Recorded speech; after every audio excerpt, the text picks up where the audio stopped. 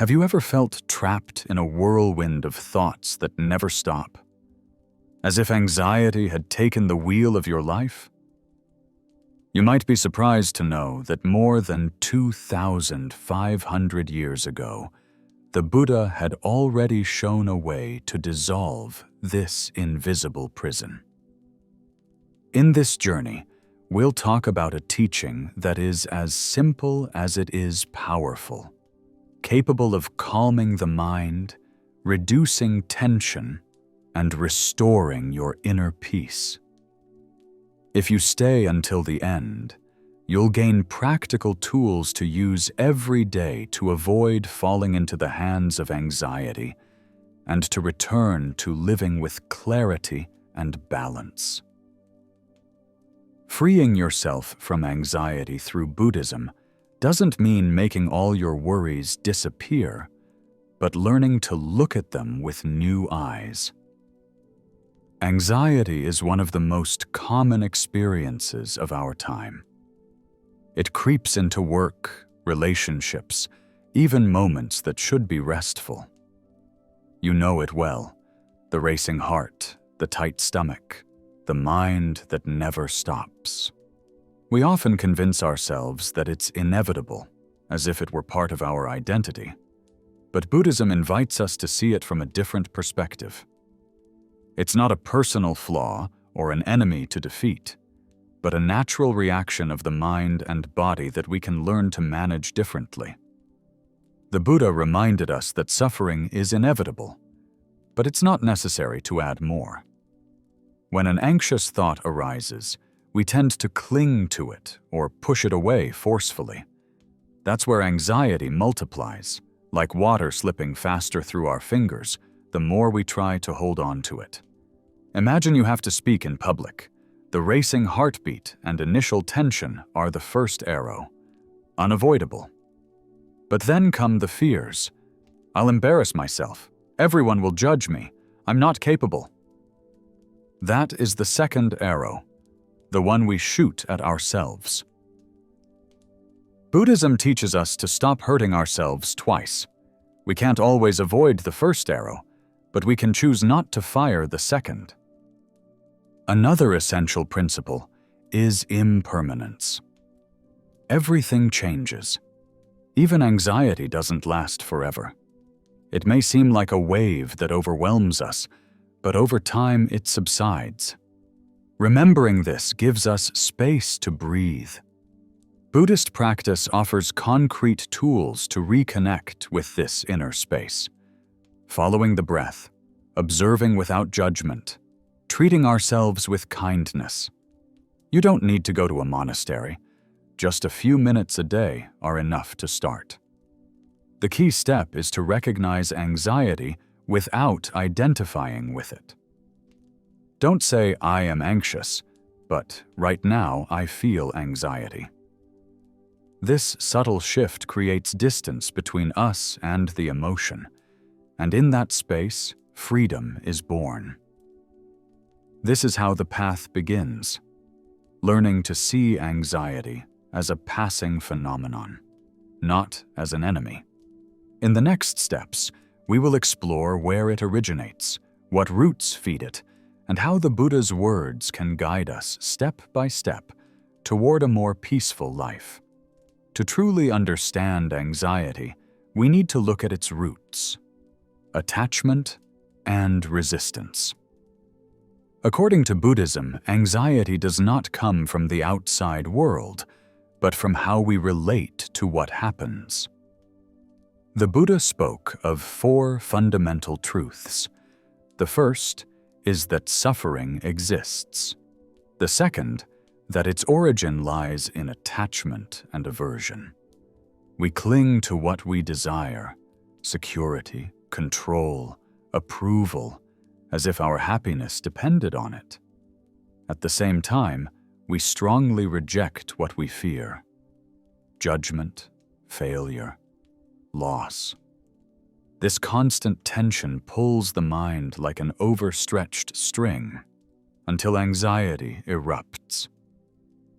How often does anxiety come not from what we're experiencing, but from imagined future scenarios. What if I lose my job? What if I get sick? What if I'm rejected? It's not reality that scares us, but a mental movie we create ourselves. It all stems from the desire for control. We want everything to go according to plan, people to act the way we imagine, nothing to ever change. But life is movement, and no one can stop it. When we accept this truth, anxiety loses much of its power. It's like holding sand in your hands.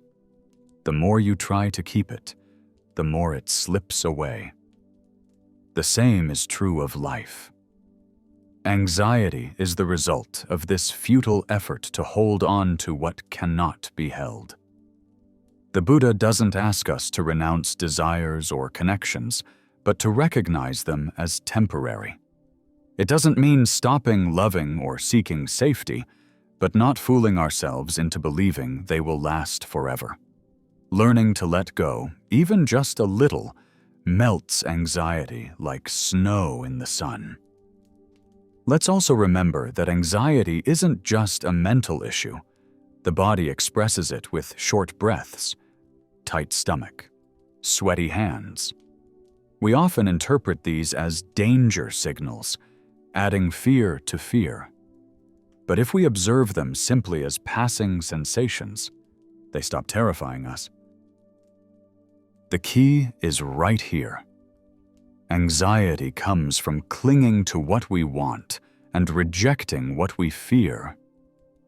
But if we recognize the impermanence of thoughts and emotions, if we learn to accept that everything flows, then anxiety loses much of its grip.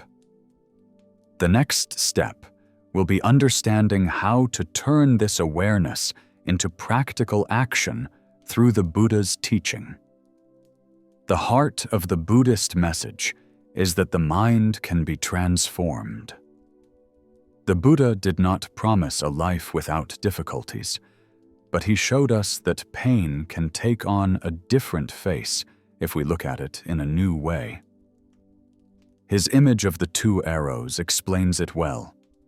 The first is the unavoidable pain of life, a loss, a fear, an unexpected event.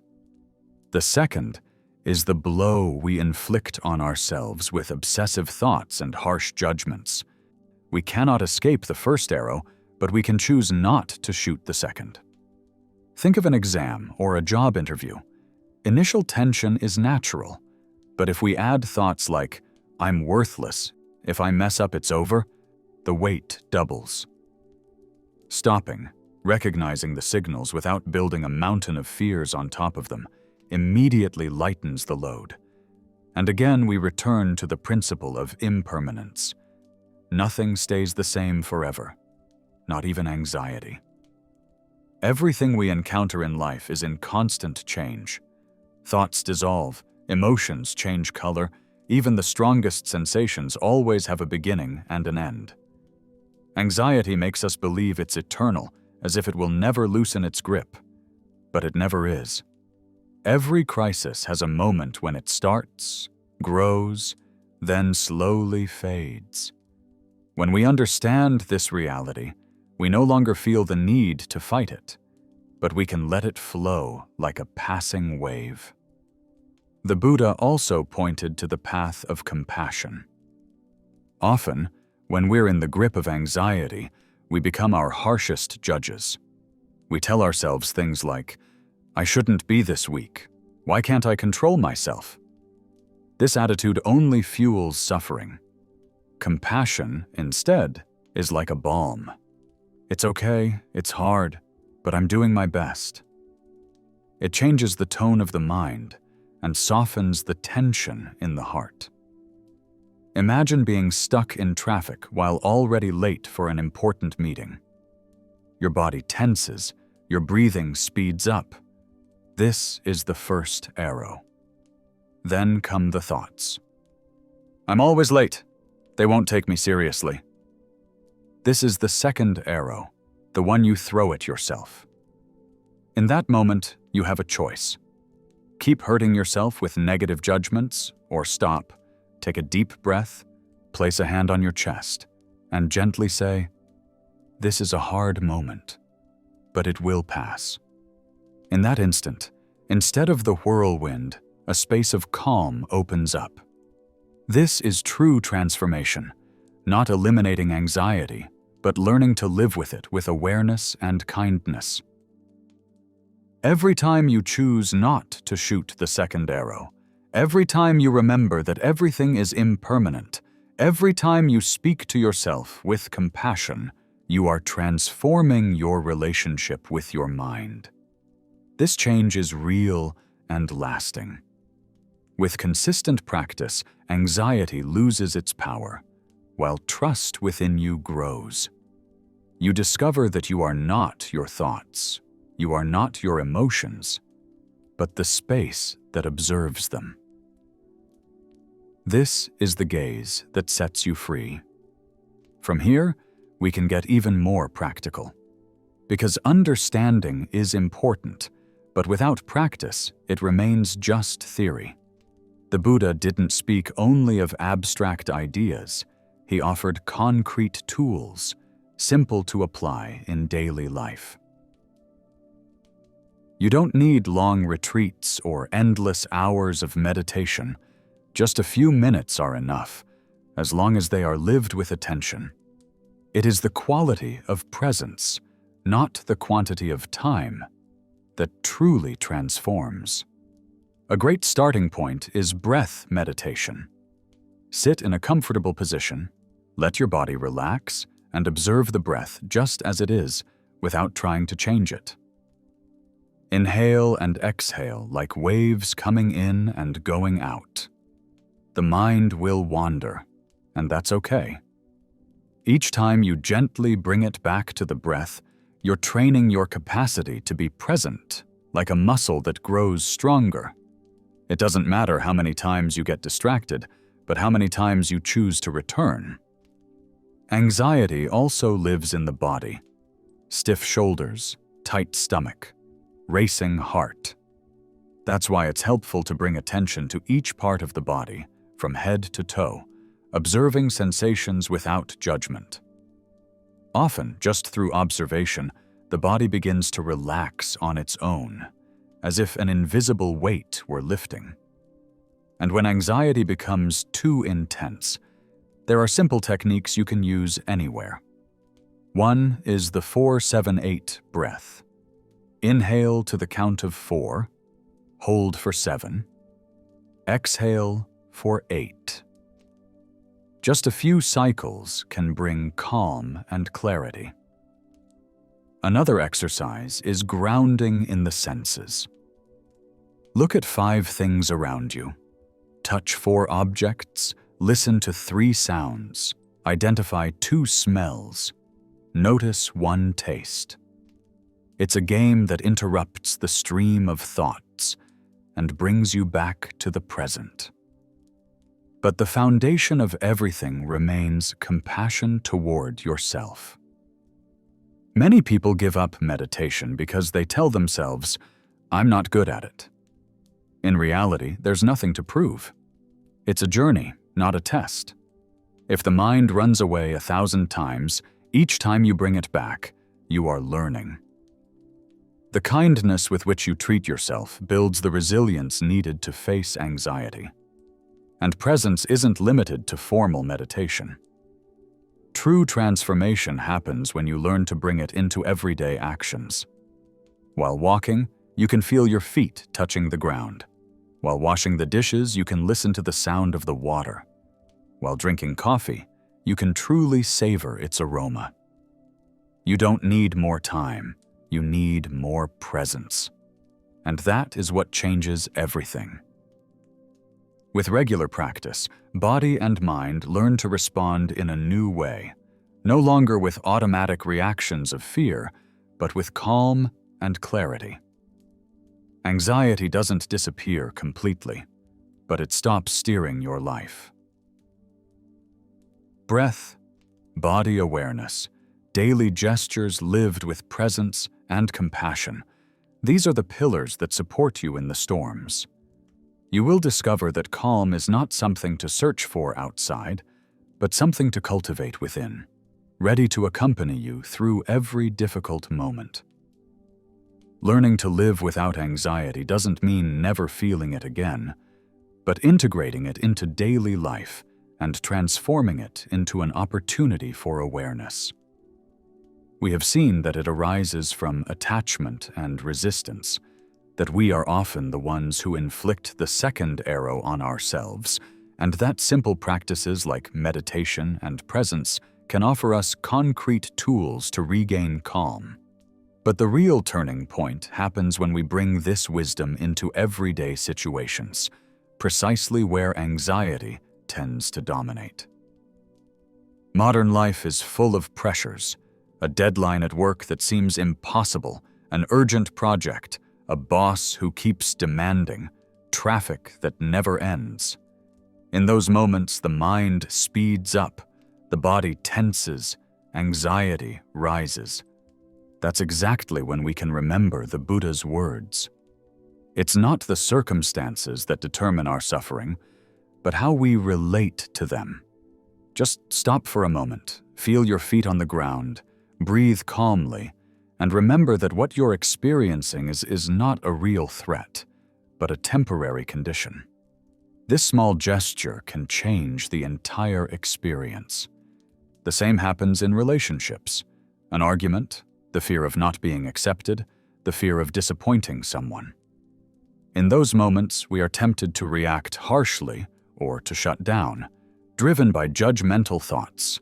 I'm worthless. I always mess up. But if we choose to pause, breathe, and recognize that these are passing emotions, we can respond with more clarity and serenity. It's not about ignoring them, but about not letting the mind amplify the pain. Everyday life offers 1,000 opportunities to practice. Walking down the street, drinking coffee, washing the dishes, grocery shopping. Every gesture can become an exercise in presence if we accompany it with attention to the breath, the body, and the sounds around us. Small acts repeated many times have the power to transform the mind, just like a muscle that becomes stronger and more flexible with training. Another principle to remember is impermanence. When anxiety overwhelms us, it feels infinite, but it never is. Like a wave, it rises, reaches a peak, and then dissolves. Keeping this in mind is already liberation. And there's an even more precious element: compassion. Too often we judge ourselves for our anxiety. I shouldn't feel this way. I'm weak. But those words only increase the pain. Compassion instead invites us to treat ourselves with the same kindness we would offer a friend. To say to ourselves, I'm going through a hard time, but that's okay. I'm learning to take care of myself. This isn't weakness. It's gentle strength that supports us without crushing us. You don't have to change everything in one day. Simple steps are enough. 3 conscious breaths in the morning, 1 daily gesture done with attention, 1 minute of gratitude before bed.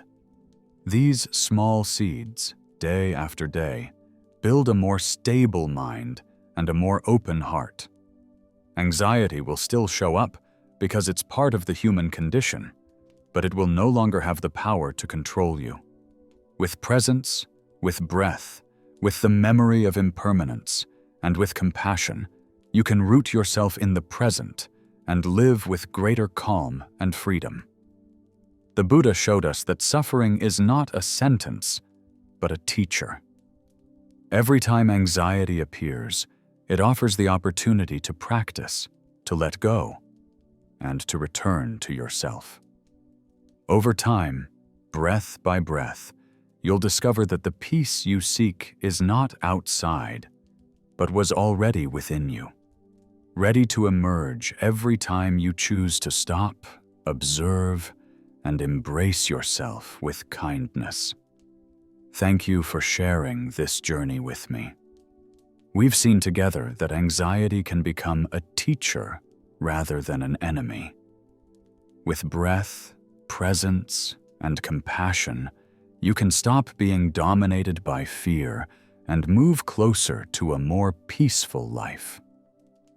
If this path has inspired you and you want to explore more Buddhist teachings for daily life, subscribe to the channel.